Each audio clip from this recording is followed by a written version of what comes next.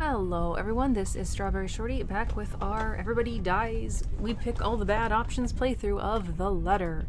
So we are playing as Ashton, who has just been alerted in a terrible way to Zach being dead. So we are the only ones left. He found Zach and Rebecca's bodies, and of course Isabella's dead, so well, Luke is still alive. So we're heading to the mansion to try and save Luke, basically.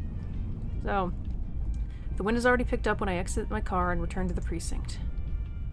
Somewhere the faint sound of thunder booms, filtering even through the concrete walls of my workplace. Though sparsely manned around this hour, the on-duty officer's lively chatter easily fills the room. Some coax me into joining them when I pass by, but all of it has been turned down in favor of rushing straight to the evidence area. Normally taking evidence out is a tedious process. However, being one of the people in charge of investigating Isabella's murder smooths the process. After spouting a legit-sounding reason, the custodian is handing me the letter 5 minutes later. Why is none of this filled out? I'll probably get in trouble for this if they find out I lied, but everything has already gone foobar. Getting in trouble at work is the least of my worries. Worst case, I'll be dead and they'll have no one to dismiss. In case I survive, I'll think about that later when this whole ordeal with the dumb curse is over. I mean, look at this thing. I won't take it seriously if it wasn't for all the effed up shit that's happening. This is the sort of stupid people pass along as a prank through emails and text messages, for fuck's sake. Do people seriously make copies of this and pass them around to try and save themselves from a possible curse? That's the inane logic that could be garnered from the fact that there are multiple victims. Was Isabella not safe because she had simply shown us this one instead of sending 5 different ones? What sort of selfish person would even endanger 5 other people just to save their own skin? More importantly, what does this have to do with the mansion? There'll be time for answers later. I've wasted enough time here. Quickly, I stuff the letter into my pocket and head back to my car.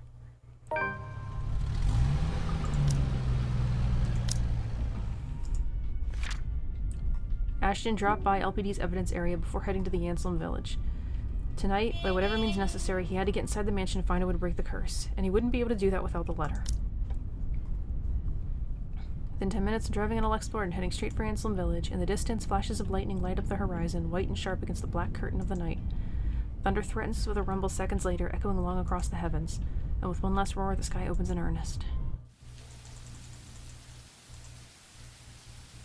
The rain falls in fast, steady sheets, creating shallow puddles on the dirt path, reaching everything eyes can reach.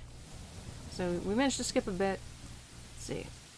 Sometimes after the housewarming party, Scumbag Ray generated tightened security, likely because of what Zach did. Guard is now stationed at every possible point of entry. So we fall into the cells in the thing. We should be finding Mary Ann sometime. So we're in the dungeon. Turns out it is for the most part. Text. Remember first.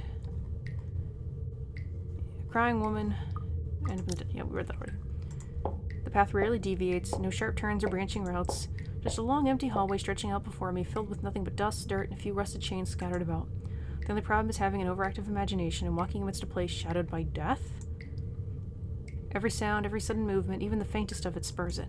At times, there are scampering small noises that abruptly rise above my footfalls, rebounding off the hollow walls and echoing inaudibly across the whole span of the tunnel before fading away just as swiftly as it rang. Why didn't the ghost kill rats? It's probably just some animal. A rat, maybe? I hope. Cursed rats.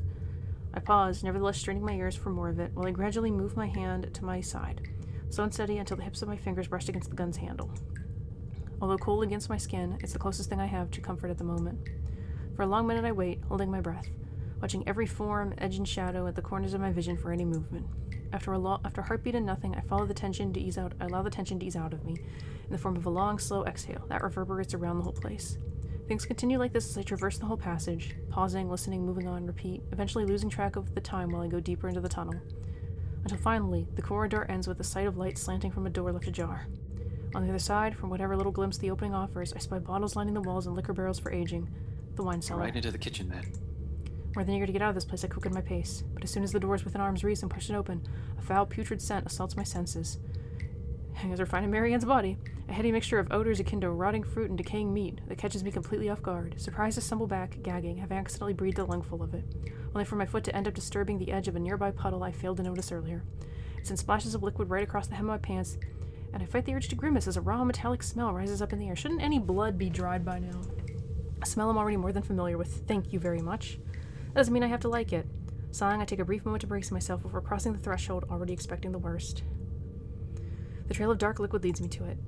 Its form is slumped against a wine vat not too far from the door. The rank lingers heavier here, stronger. Putrefaction has just started, but in a place like this, you can't really tell the time of death from that alone. The humidity and temperature in this room has likely delayed the process. An estimate? This person has died sometime around 3 to 5 days ago, which places the timeline around the time people were just moving in and out of the housewarming party.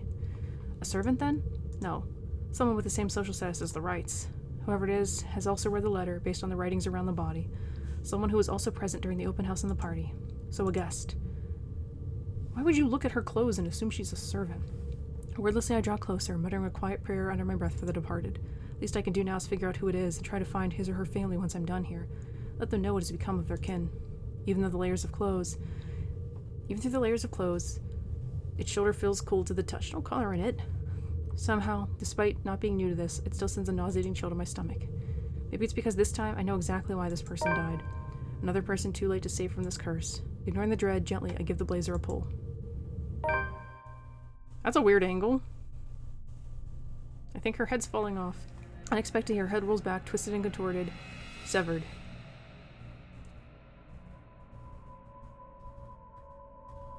This is... How deep did that thing shut? How deep did that thing cut, though? Unexpectedly, her head rolls back, twisted and contorted, severed. It dangles from one side to the other before settling at an odd angle. The next thing I know, I'm staring at the hollowed base of her neck, with only a thin layer of skin keeping her severed head to her body. But more than the gruesome sight of the sickening feeling that has lurched up to my throat is recognition. I know this woman. And it's not just any woman I've seen randomly on the streets. She's the same one I met at G's 5 days ago, smashed drunk and babbling our frustrations about her employers. Marianne McCullough, famous interior designer extraordinaire. Not so extraordinary now, with her throat sliced viciously in half and her whole body drenched in her own blood. After his fall, Ashton found himself in an underground passage when he came to. Despite the questions in his mind, He pushed on. The passage eventually led him right to the mansion's wine cellar, but inside is... Once the surprise subsides, I muster the courage to properly lie her down, closing her eyes and covering her face with my handkerchief. It's perhaps the kindest gesture I can offer her right now, pressed for time as I am, but to see another suffer this kind of death. In the end, the only thing I am able to do is avert my gaze and continue with my plans. Surreal. This is nothing but a surreal nightmare, but after everything, should this even surprise me? Ghosts, curses, hidden passages, I can't even bring myself to vocally question anything anymore, in spite of a number of them already swimming inside my head. As a kid, I used to crave for this kind of adventure. Stuff of mystery and detective novels, daring chases, interesting cases to solve, suspects to put behind bars, justice to serve. I was blinded, I admit. Now I simply want this to be over. You really believe it'll be that easy, don't you? I pause mid-step confused. Warily I look around, searching wildly for the source. A long minute passes. No one speaks again. Breathing out a sigh of relief, I simply continue, this time treading lightly, careful not to make a sound. Up ahead, I can already glimpse a set of stairs. This must lead to the kitchen. Getting unnoticed in the wine cellar is not a problem, but if someone's upstairs, when I pop up... When I say it'll be complicated might be of a little understatement, especially if that butler's there. Zach wasn't even able to put up a fight. If I get caught, no one else will be able to fix this. See? So full of yourself, aren't you? This time I'm sure. There's really a voice. Well, voices. Despite standing only a few paces away from the exit, I find myself stopping and looking at it. Shouldn't the wine cellar be locked? Searching the immediate surrounding for the familiar form of the woman. I don't even have to venture too far from where I'm standing. Just an arm's length away from me, a mirror stands. And from it, they speak. All singing the same mocking tune against my ears, letting it echo throughout the small undercroft. Murmurs and laughters, jeering, scoffing, deriding. Looks like the mirror isn't broken in this timeline. Lacing venom into every crevice in my head, taunting me. Look at you, mouthing off like some hero. You can't even fix your own silly little problems. You haven't really changed, have you? Useless. Pathetic. You're wrong. My mistake lies in this first instance I've answered. The very second denial slipped from my mouth, their words have also seeped into my heart, allowing it to prod and rouse my temper. Despite knowing they are merely doing this to goad me, each word, each syllable trickle into me, spurring the guilt I hope I've long Are buried. we? Or is that simply what you've been telling yourself all this time? Something to make yourself feel better, perhaps? What about Zach? Wrongfully accused. You couldn't even get him out. How was I gonna get him out? What about Becca? Oh, the way she fell to her death. But all you did was watch. I didn't watch, I wasn't there. What about Isabella? She warned you, didn't she? And you think you deserved even an ounce of her love? Did you think this'll bring her back? You can't even save her. You can't even do anything for her. They're all dead because of you. You're the one who took that letter off Isabella's hand that day. You're the one who opened it. How does it feel, I wonder? To know you're responsible for all of this? For their deaths? What do you think I'm doing? Why do you think I'm still trying to fix this? Oh, but you can't. It's already too late. And you know that. You know all of this is futile. Just face it, Ashton Frey. You're a fairy, and they are the ones who have to pay for it. A badge and a gun, and you still can't protect your own friends. Can't even solve a case for an old man. Can't even bring Luke right to justice. Can't even keep his own family together. No wonder they left you. Before you do the same thing to them. Mom and Dad are better off without little old you, aren't they? It's a good thing they had the sense. Pitiful, isn't it? Some detective you are. Some friend you are. Some son you are. You might as well just throw that rank away. You're no use to people either way. Shut it! I hate this. I hate how this monster can easily get through to me. Every weakness, every insecurity it knows. To hear it said in my friend's voice is even more so. What I hate above all of it is... You know it's true, though. All of it. It's why all you can do is tell us to shut up. You don't want to hear a single word, because you're already aware of it. You can't even admit it to yourself. Who's the coward now? But no matter how hard you try, you're not gonna be able to save anyone. Shut it! Not a single word anymore! In the end, your own incompetence led to the deaths of everyone you cared about. It laughs, sharp and piercing. At its sound, something in me snaps, a rage hastily unfurling, red filling my vision. And the next thing I know, I'm raising my hand and my fist connects to its surface. It shatters. We don't see it shattering, but it's shattered. Rending the air with an ear-splitting crack, sending fragments of it onto the floor. The fog from my mind lifts. Every sound, every noise returns to me, flooding my every senses. All at once, there is this deafening silence. Slowly I become aware of my surroundings. Bottles of wine, barrels of liquor, the faint old scent of death and decay somewhere, and the small cuts at the back of my fingers. Blood drips from each digit, trailing down my wrist until it disappears behind my sleeve or falls to the floor. Not too deep, negligible even. There's pain, however, a different kind, an ache somewhere else that stems not from the wound, but where every single word has hit. On the ground, shards lie lifeless now. No more voices, no more insults, but even as I walk away, one whispered taunt continues to ring in my ears. It's useless, Ashton Frey. You are going to die. And you are going to die alone. Luke might die with me. A fear. Before he could go deeper into the wine cellar, Ashton began to hear voices coming from the mirror, mocking him for his failures. It hit a sore spot in him, and in losing his temper, he smashed the mirror with his own fist. One that has been long kept in the darkest place in my heart, one that a small part of me wishes for. Tetra swings open without much fuss. It isn't even locked, probably left open for when Wright asks for a midnight snack. I make sure the coast is clear, of course, before I pull myself up. The butler of theirs is nowhere to be seen. He's probably sleeping, attending to his master, or doing some extra late-night work before turning in for the night. Meanwhile, Wright won't touch anything to do with menial chores, not even with a 10-foot pole. It's just impossible for him to linger here. No servants. No anyone. And just as easy as that, I'm in.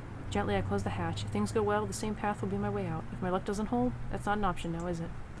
I really don't want to think what might happen. Sometimes it's best if I simply revel in the little victories. They're great blessings when everything else is going against you. And in a place like this fraught with unknown dangers, it's a feeling that lasts only but a second. Suddenly, a sob. Ringing out from some distant part of the house, echoing through its empty halls.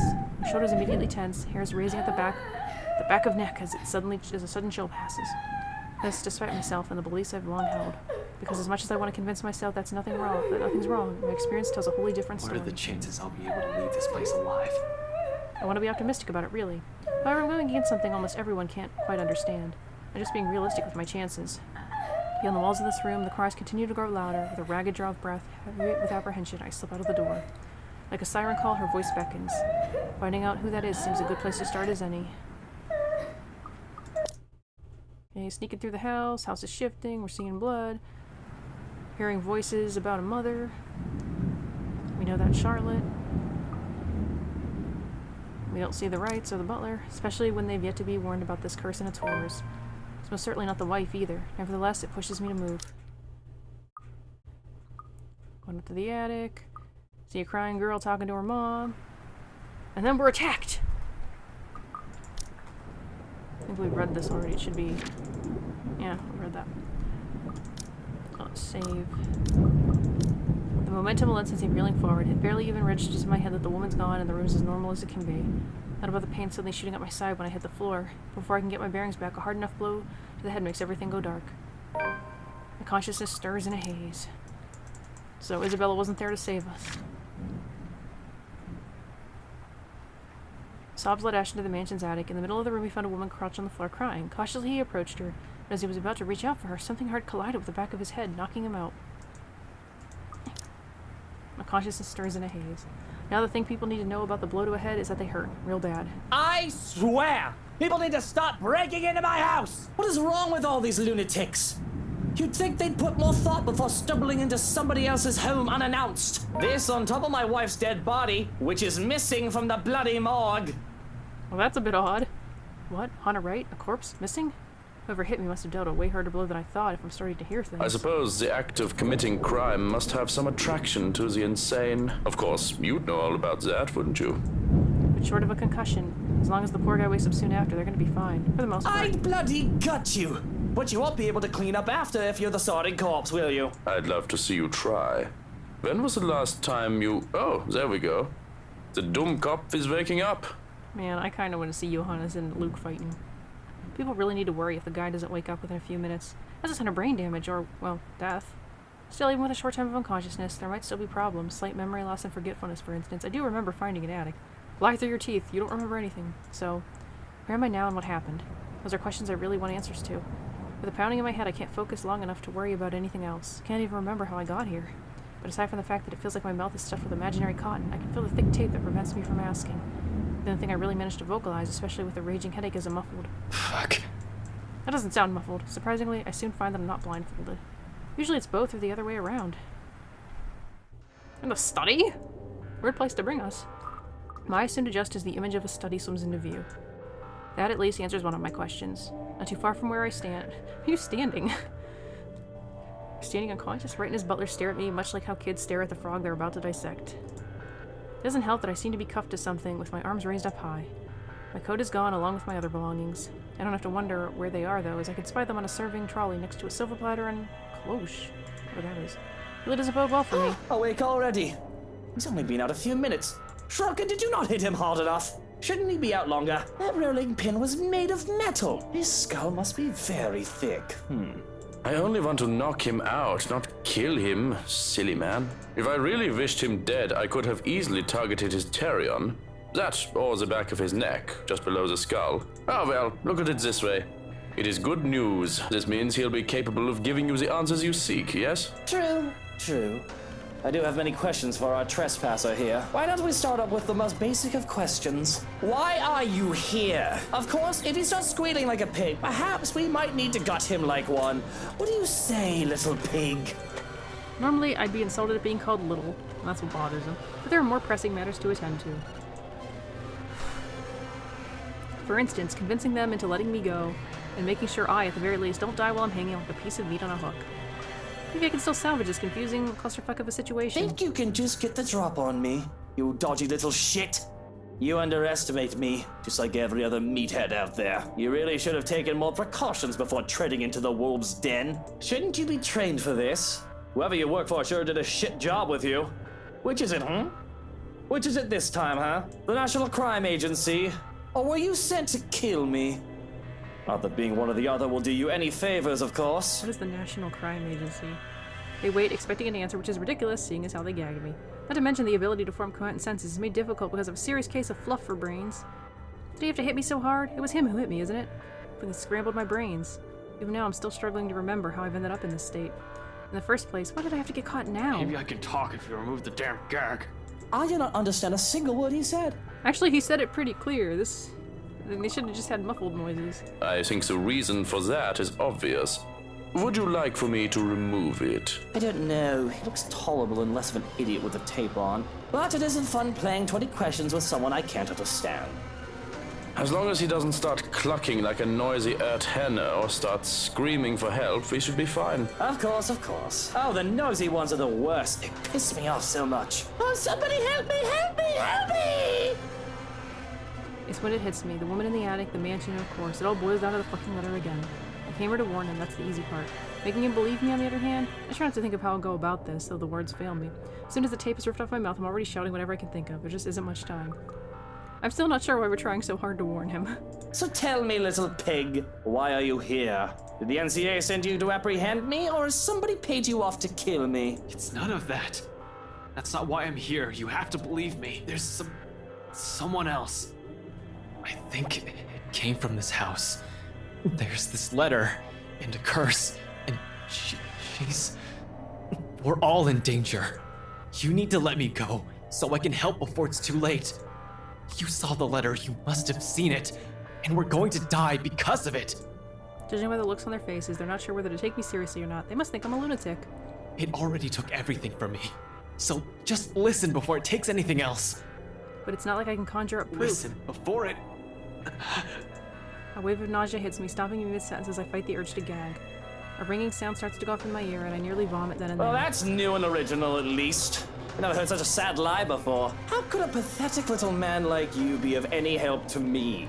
Sounds like some convoluted reasoning a hitman would try to sell. You might try to kill me the moment we let you go. You're already screaming your head off after we told you not to. I didn't scream. Was that supposed to be screamed? They probably meant for Ash's lines to be more like frantic and loud. I'm not with NCA, all right? And I'm not a hitman. I'm an inspector with LPD, okay? But it doesn't matter right now. We probably shouldn't have said that part. What matters is you untie me and we get to a safer place. There is no safe place. I don't have time for your bullshit. Just let me the fuck go. I've got a clean conscience. I'm only trying to save you. She's coming, I tell you. I apologize. I think I did hit him a little too hard. He's already talking in riddles. Next thing you know, he'll be speaking in tongues. Please, you have to believe me. We're all in danger. Let me go, damn it! Yeah, I think that running pit did knock his brains off a bit. What do you think he's talking about? She? Oh, I can't really tell you that, as I have no idea. I don't really care to find out about every woman in your life, do I? What I can tell you is that I found a few interesting items in his coat pocket. A gun and a badge for an LPD officer. A detective, specifically. He just told you that he's a detective for the LPD. Well, at least the little pig's telling the truth. This doesn't sound familiar to you. He's the one who's been snooping about, I believe. He was also there, if my memory serves me right, at the precinct when you filed a report. Those words would have gotten me worrying, but with signs of what could be a concussion popping up, I didn't have the capacity to care right now. I'm more worried about the bile rising up in my throat, threatening to spill from my lips. Just be like, hey, I'm about to vomit. Would that be funny if I vomited on them while they tried to interrogate me? The detective inspector assigned you to look into me. They did mention that. The Chief Inspector Priest is a traitor. I didn't think he'd take my request to assign someone incompetent seriously. He's not NCA then, but he can still be a hitman if he's a dirty cop, can't he? Yeah, it's not improbable. I am not a hitman. And don't touch my goddamn gun, it's not a toy! Well, it might as well That's be. what a hitman would say. I'm not taking that risk, am I? I'm not going to die by acting like an idiot. Besides, I know that the investigation on me was called off by the chief inspector, so your alibi doesn't hold. What alibi? You shouldn't have been here. You're still a threat. Why is he so damn paranoid? Not that I'm one to I'm talk. telling you, you saw that letter, didn't you? I don't know how it works, but everyone who's seen it ends up dead or in an accident if they don't go missing entirely. I know this sounds crazy, but you have to believe me. And we're back to the madman ramblings. But, yes, I think I do remember you. You're the one from the precinct the other day, aren't you? When I went there to handle that business with the other peasant. Johannes just told you that. You looked so mad when I spoke about him. And that man really did break into my house. Was he your partner? Another hitman? He failed. So now you're here to finish the job. I told you I'm not a hitman. I came here to try to save your skin, asshole. Now being rude doesn't make things better for you. Punch a guy in the gut while he has a concussion, will you? That is a terrific way to get puked We do on. have ways to make him talk, if you want to be sure. But I don't see why we don't just kill him now and dump the body. I want to know who's got a big enough grudge to throw someone at me. You know well enough we can't get answers from a caucus. Besides, I don't see why you're complaining. I know you've been looking forward to playing with him. I could do with the entertainment. Sounds like the beginning of an adult fanfic. Well, you have me there. I thought I wouldn't get the chance. He may be being blackmailed, but I think he's a little twisted. Do so. Make him talk. Make him sing. Find out who he's working for. See if he has anything to do with that woman who keeps showing up here recently. I've been talking about the woman. Oh, he will sing all right. A pretty little tune. Still reeling from the blow to the stomach, I can't protest as a pair of hands go up to my collar. I anticipate strangulation. Prepare myself to go under, back into the oblivion of a forced stupor, but instead, gloved hands deftly moved to the buttons of my shirt to have them undone. This is indeed becoming an adult fanfic. Cold air stings at my chest. In contrast, warmth flushes through my cheeks at the humiliation. As soon as this. Being strung up and beaten is one thing, but this? They said it themselves, didn't they? I'm entertainment right now. This really isn't how I pictured this scenario. I mean, I know things are only going to get worse before they get any better. I was prepared as well as I can be for the trouble to be from her. I just didn't think I'd be in trouble because of him. I'm here to save him. Karma can at least play along for once. I guess this is what they mean when they say no good deed goes unpunished. And if that means keeping quiet, tiring them out, and enduring this little interrogation session while they wait for a non-existent confession, then so be it. Because if they think I have the answers they need, the only way I'll be getting out of here is in a body bag. Right's eyes burned into me with the way he watched, anticipating and ready for a show. On the contrary, his lapdog's glove left cold trails where his hands roamed in a clinical, detached manner. I feel degraded. Anger and resentment eventually wash it away. And I am ashamed to admit, a touch of fear makes itself apparent when gloved hands are taken back so that the man can procure a set of knives. I wasn't worried about being killed just yet. They want a confession that I don't have. But I imagine they'll prolong my agony as long as they believe I'm hiding something from them. Don't touch me! That's just pretty built. Oh, don't give me that look. You must think I'm a bad guy. Hardly. The way I see it, I'm just a guy who likes to do bad, sinful things. So, a bad guy. And, well, this is what the master of the house is asking of me. I'm afraid I'm in no position to refuse. The idea that I'm a frog to be dissected isn't too far off, it seems. Without warning, the knife is dragged along my stomach. The touch is light and the incision leaves a shallow mark. It doesn't even bleed, barely breaking through the skin. It's the thought and promise of pain that has me riled up. The blade dances on my skin, almost as if he's writing letters with a feather pen. Up and down, from side to side, and sometimes around, and then with a flourish he cuts deep. I'm barely able to stop myself from crying out into I'm sorry. Did that hurt? Did it? Inhale, exhale, the pain rings and resonates through my already sore body. Still, I manage to write it out and spit a mutinous. You.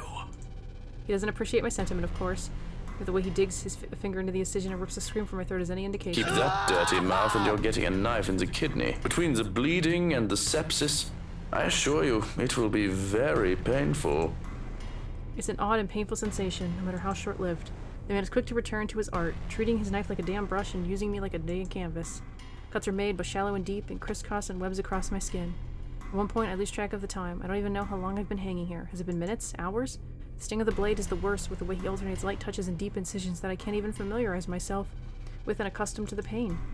Sometimes, if I made a sound he doesn't like, he'll prod a finger in again and twist it into the You wound. sure look like you're having fun. Of course. Schadenfreude is best experienced at nighttime. Would you like a turn? I don't see why not. Just gag him. He gets any louder and will attract attention. I don't want him to start rambling and whining again. He'll talk. Sooner or later.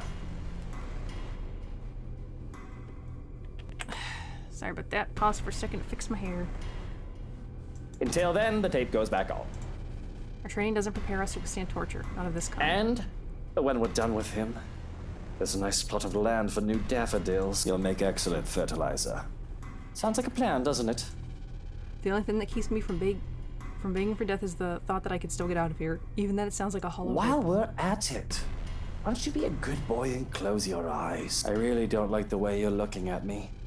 If looks could kill, really, I think I'd be dead on the spot. Close your pretty little eyes unless you want me to pluck them out with a spoon. You really did need to threaten me by now. It's all too much to bear at this point.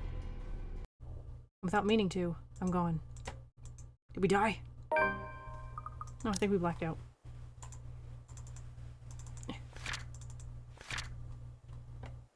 We look more injured in this than the actual image.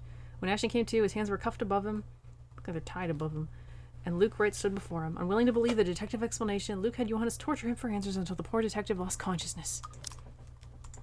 The first thing I realize as soon as I come to again is the fact that everything hurts, my chest and stomach especially, but in general, I just wish I can crawl into a hole, curl up and die. I can assume they've gotten tired of slicing into me the moment they realized I was knocked out. The second thing I notice is the fact that they're gone, leaving me all alone and still handcuffed. I can't really survey the extent of damage done to me as my shirt is buttoned back up. Why didn't they bother with that? Though I can feel the dried blood lining my skin here and there, I can at least be grateful that they didn't go through with their threat of placing a knife in my kidney. And the third thing? Well, there isn't a third thing, unless one count the realization that I'm not dead yet and put it in the list. I feel like death anyway. The gist of the situation right now is, well, this is the moment I've been waiting for. But what's the point? They're all gone. Rebecca, Zach, Isabella. I imagine they'd be mad at me if I gave up now. Still, what was I even thinking trying to save someone like Luke Wright? If he won't listen to me, I'm saving my own neck. And I have ways to do so. Pulling myself up by the wrists, I struggle up until I can reach into my hair and pull out my ever-trusty bobbies.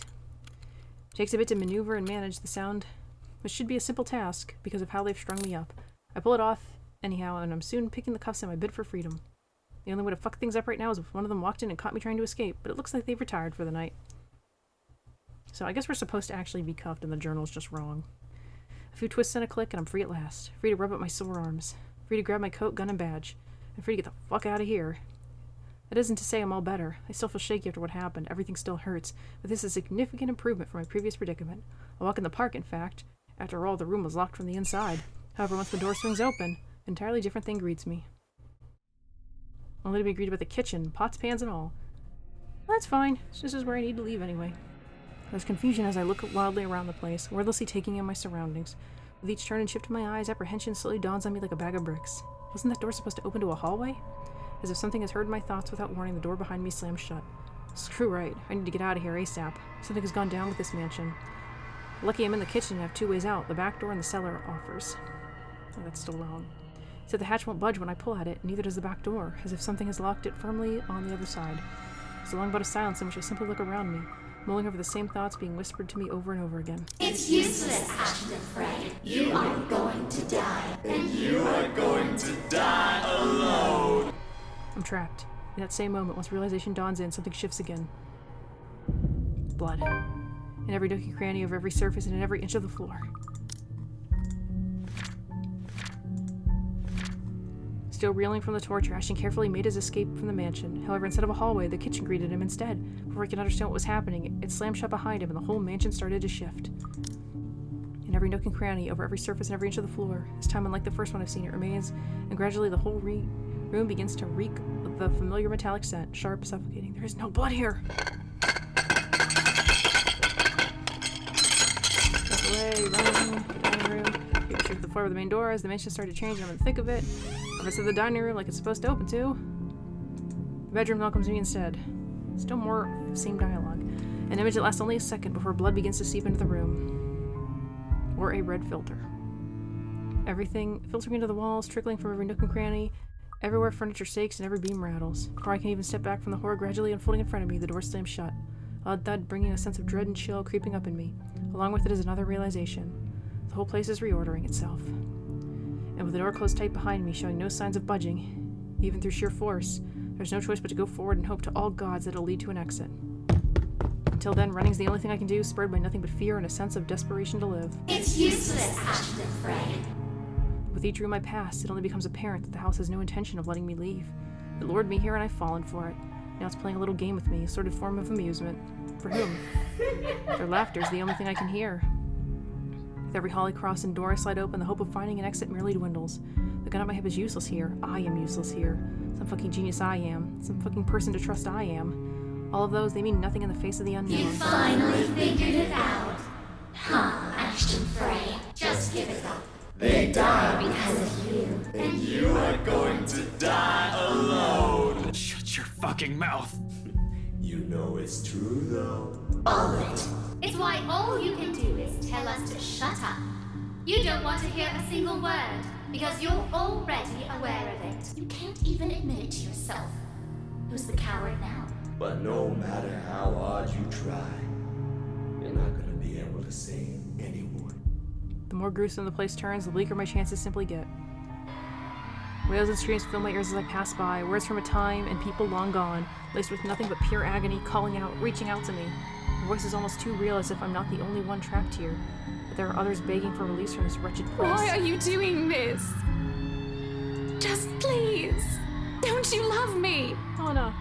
Maybe it's all just a show. A taste of what I will eventually be, a soul forever held captive in a never-ending nightmare. Mother. I've done it, Mother. Take me with you, please. That's Charlotte. Still here. She's here. Help me! Help me, please! Is this what the curse is? What it means for all of us? That the letter is not a morbid cry for help, but an invitation? A beckoning for unsuspecting souls to be dragged into this place of horrors? To be put under centuries and centuries of torment and agony? Suddenly dying a painful death seems preferable, enticing, but ending up here, living a tortured existence. Or perhaps it's all the same? Still, hope worms its way into me, not a usual thing for someone like me. But after going through countless doors and corridors, every little sign of hope I'm willing to cling to, as long as it'll get me out of here. I'm back in the parlor again. How long have I been running? How long since I've left the kitchen? At some point I've lost track of time, with the windows barred tight and the sounds lifting in the air. Nothing but shouts and shrieks, it's impossible to tell. Not that it matters when an end is in sight. Shelves and furnishings bar the door, each stained with blood and gore. Those are perfectly clean.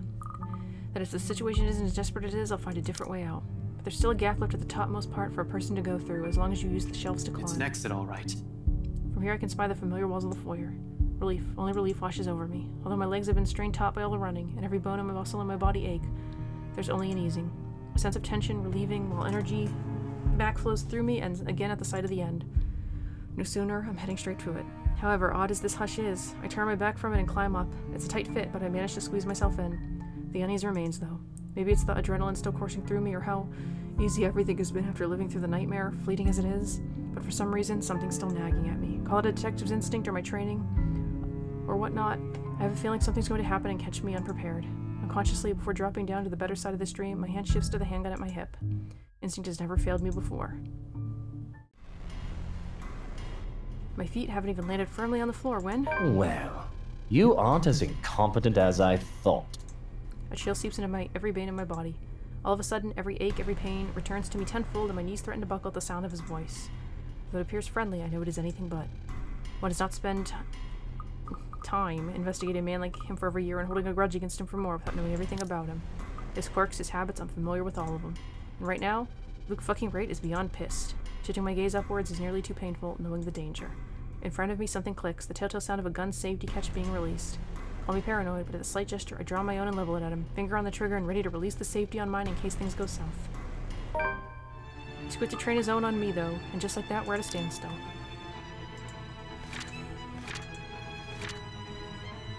After a long, desperate run in search of way else, calm down. Sports finally sight, yeah.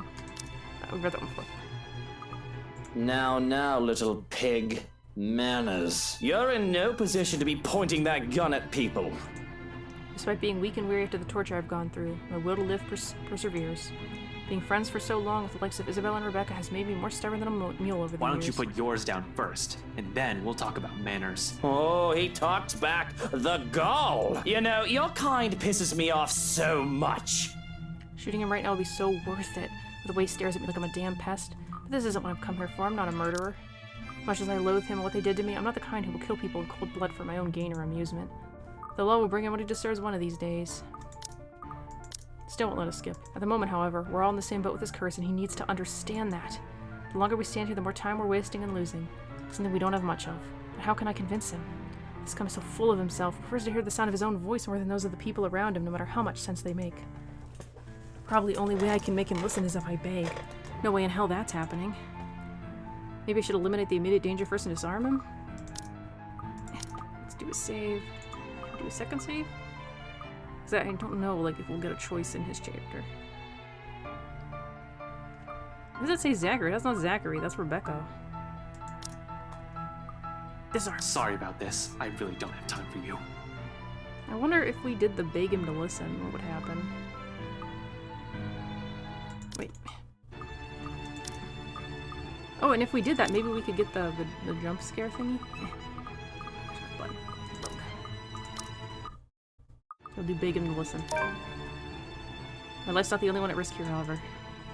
We're all unknowing victims to this fucking curse. I'm in no position to pick who to save and who I should simply let die. I suppose my pride can take a few hits, and I can set aside my beef with this asshole. Another pistol. Listen, right. You broke into Are you a bit touched in the head, Look here, fucker. In fact, and you won't be able to... You have guts, little pig. You have guts. Did you hear what you just told me? You know what I'm thinking? In another lifetime...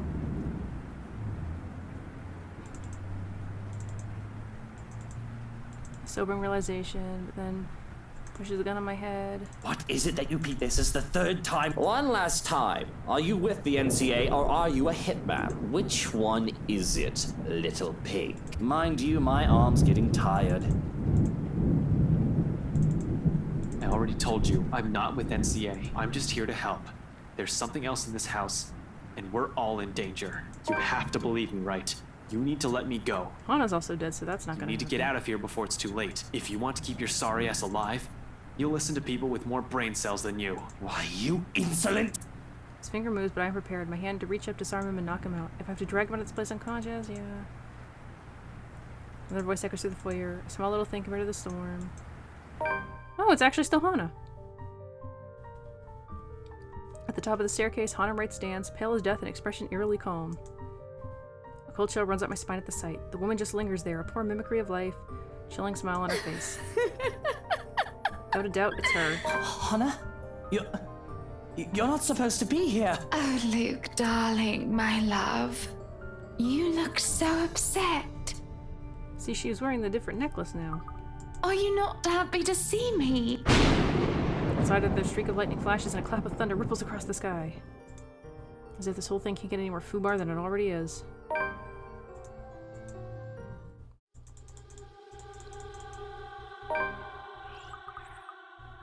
You would be nothing without me. Your company would be buried in debt and you'd be begging on the streets if it weren't for me! Where are we at? Yeah, we already did that. So I can't get out of my head. I can still feel their stares. The way they judge me with their tiny, empty minds. Pinpricks on the back of my head, eyes all over me. They don't look at me with awe and desire, but with accusations and disgust. If I don't do something, everything I have, everything I've earned will all amount to nothing. Honey, I'm home! I hear whispers. Is that the ghost? I could think of nothing else all throughout the day, and it has left me nervous and agitated. I've done little else but worry about it. Why, I almost shot a thug in the foot for laughing too loud while I was enjoying a sandwich. And I've contemplated, jumping back and forth between yes and no, will and won't, mulling over a word that starts with M, and I've been doing so with great malice. Murder? Murder on my mind? It seems a bit too much, I know. Just a thought.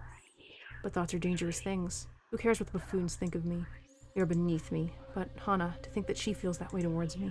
I can't stomach the thought that she thinks so lowly of me, that she may have always believed me to be less than her. It was the way she looked at me with eyes so full of anger and hatred that burns me most of all. There is no prince that loves another better. She is not deserving. Darling! Love! Buttercup! Why aren't you answering? Upstairs, Luke. Your princely dignity must not suffer that wrench. No, I mustn't. I am beneath no one. My steps are slow and heavy as I climb the stairs. One of my knives rests neatly at my sleeve, and its cold blade will not let me forget its presence nor my intent. And when I enter the room and look upon her where she stays, I have a thought that nearly makes me laugh. I might not be a prince here to save the princess in the tower. I just might be the dragon that takes and kills. Yet she doesn't know that. Not yet.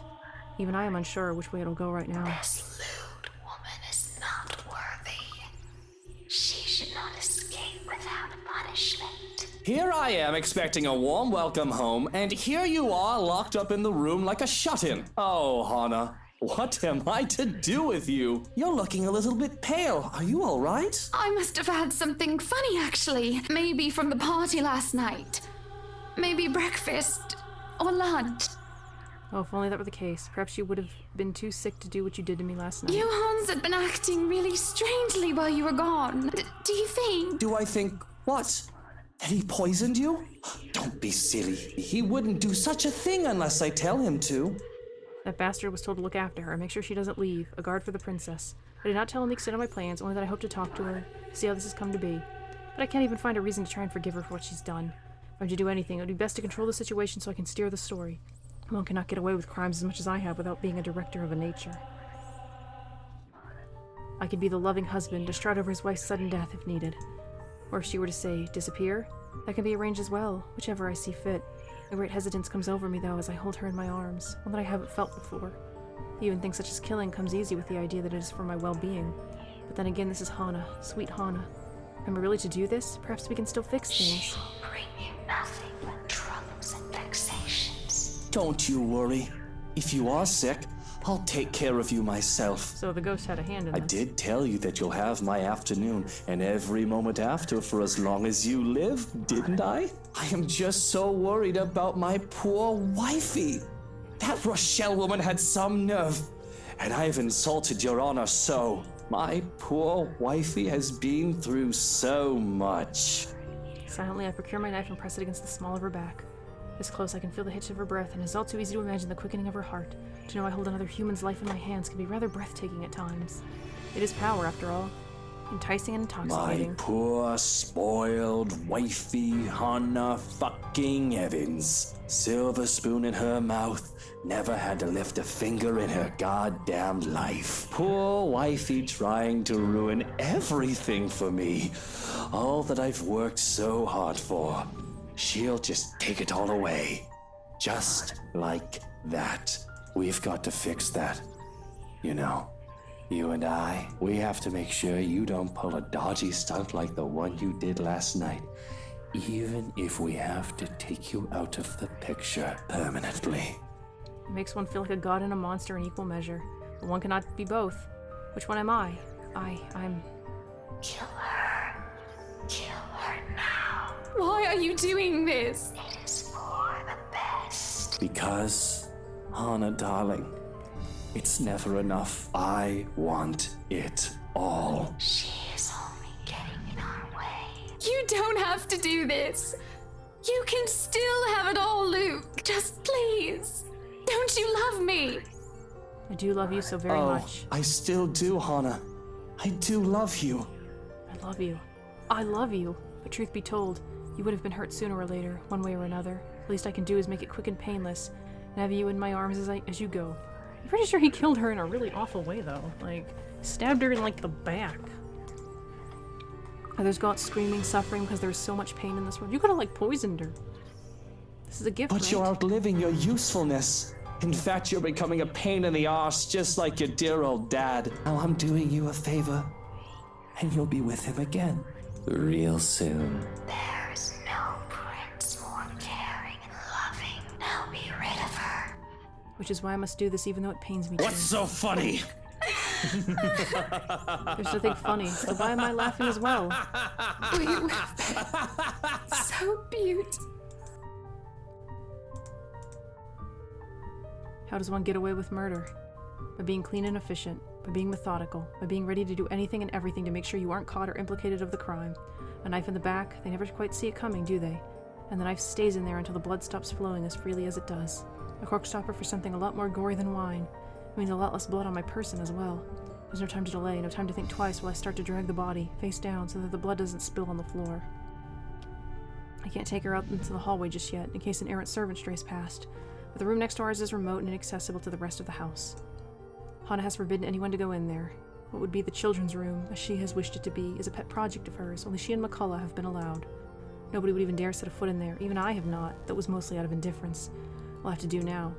A thorough cleaning will also have to be scheduled. Some lye will need to be purchased. Or actually, daffodils. Cover it up with fertilizer and we can plant daffodils on it. Alibis will have to be planned. The possibilities for that are endless, and will have to be thought through later. In the meantime, my body moves on autopilot. How many times have I done this? I don't really know. Although it has been a while, I act with familiarity I should be disturbed by. My mind screams, it's Hannah, but part of me snuffs it out. I'll probably reload and just finish through with the death path, because I feel like we're gonna get a lot of unique scenes on this, and then I'll go back and do all this. It tells me to be quiet, be a good little boy. I've done this before, and being sentimental has not done me any favors. What I do now has gotten me far in life, so why should this be any different? It was Hannah. Now it's simply a cooling body. That's all this is, a body in a crime scene I need to be rid of. Right? In my hurry to hide the body, what I see next blindsides me. What? What is all this? Walls and off-white, a simple base to be painted on with another color, makes the room stand in contrast to the others plastered with wallpaper. The area sparsely furnished with little more than a little toy chest tucked in the corner of the room, along with a shelf, barren except for a few books and trinkets. Two teddy bears stare down at me from their shelves. But it is what stands by the window that catches me off guard. There's a moment of confusion, and if my brain was shut down, as if my brain has shut down and it has to catch up with what I'm seeing. I imagine I must be a ghastly sight when the blood has left my cheeks already. I have to clutch at my chest, fearing that my beating heart would just burst. I have to take a step back before I can stumble forward. I feel faint, like I'm floating and any step will send me falling. Though it doesn't need much to take me off my feet, not when my knees shake, and not when the body becomes too much of a burden to carry. A crib of all bloody things, stands in the corner, innocent and unassuming. I can almost hear their laughter, mocking me without pity, but none are as condemning as the sound of my own thoughts ringing in my head. Look at what you've done. Look at what you've destroyed. That's all you do, isn't it? Make a mess of and kill everything you touch. Is nothing precious? Is nothing sacred? Is nothing safe? You are your father's son. The possible implications of what I've done weigh heavily, looming over my head as she lies still in my arms. Any will I had, any strength I had mustered in order to hide what I have done, seeps away. I can't hold on to her anymore. I have no right to. My very touch corrupts and stains everything with blood. And Hana, she was just too pure, too good. I wasn't worthy. But I was too greedy and I had to ruin her too, with reverence, an odd thing to feel for someone I just murdered. I carefully put her down on the ground. It's all I can manage. I can't even pick myself up. Fatigue takes over me and I resign myself to sit with my back against the wall. I killed her. I never thought I would actually go through with it. I've told myself many times in the past that I would kill her one day. After a fight, I would grit my teeth and tell myself that I could get rid of her. But when the anger has faded away, I've always changed my mind. I needed her, wanted her alive. I always managed to stay my hand, never to harm her, neither with a fist nor an open palm. Now she's dead because of me. I know what I'm capable of. I've done so many selfish, heinous things in the pursuit of happiness, but to kill someone I actually love? Wake up, Buttercup. This isn't real. This can't be happening. This is a nightmare. That's all it is. There is no denying it, not with the smell of blood, her blood, musty and nauseating, filling the air like a sickly sweet perfume. It's a bit troubling how used to it I am. Death is something that I am all too familiar with. Death shaped me. It is given, and it is taken, and oh, how it is taken. I never liked when it takes from me. And all of this room, if it meant what I think it does, I killed them. I killed them. Their blood is not the first to taint my hands. I've killed men and women, whether it be by my own hands or by my orders, but never children. After all, why would I condone the killing of someone who hasn't done me wrong? Helpless and innocent little things, their deaths do not serve me any purpose. I don't want to believe it. No. Wake up! Open your eyes! Raise your sleepy head! This is not real. Wake up, little Lucille! What have I done?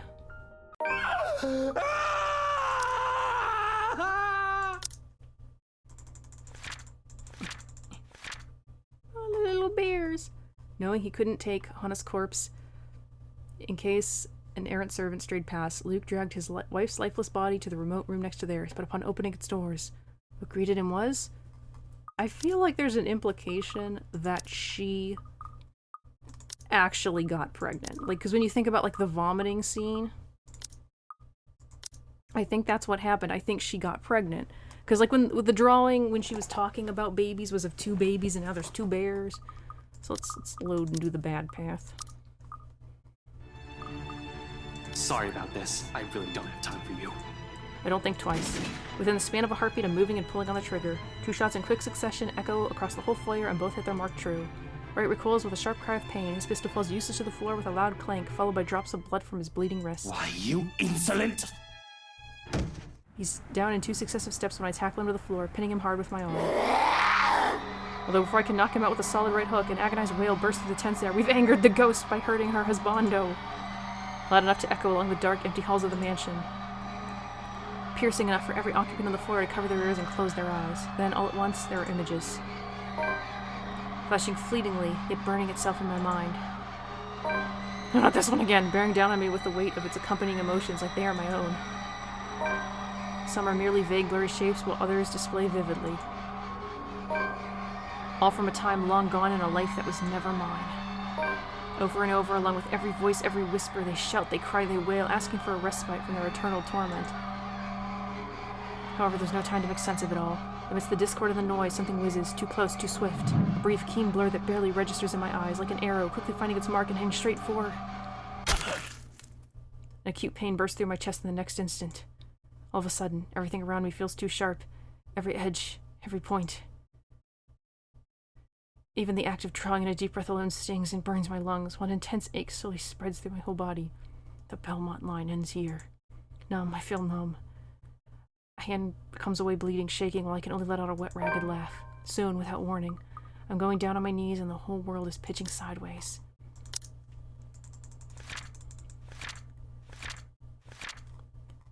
Is this a sword? Fire poker?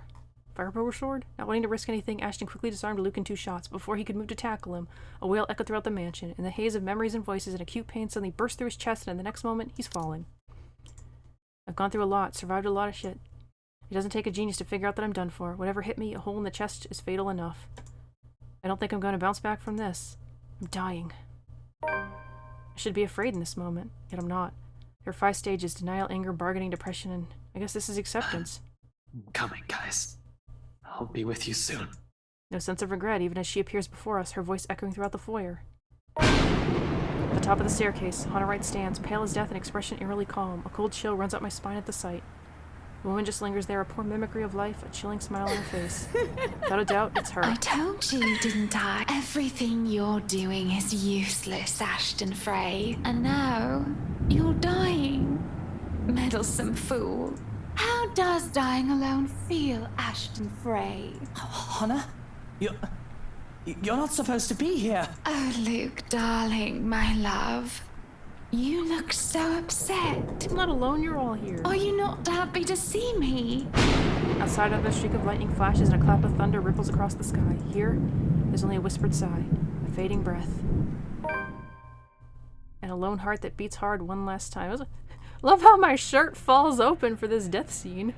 Hey, this ripped in the cutscene, I saw it. And a lone heart that beats one last time. Also, shouldn't the poker still be in me? Where's my memory fragment?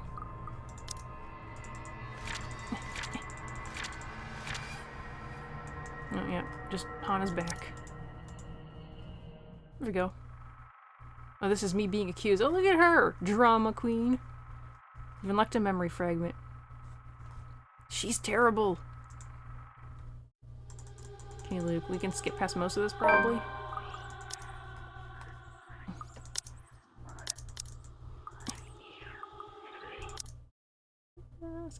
Skipping.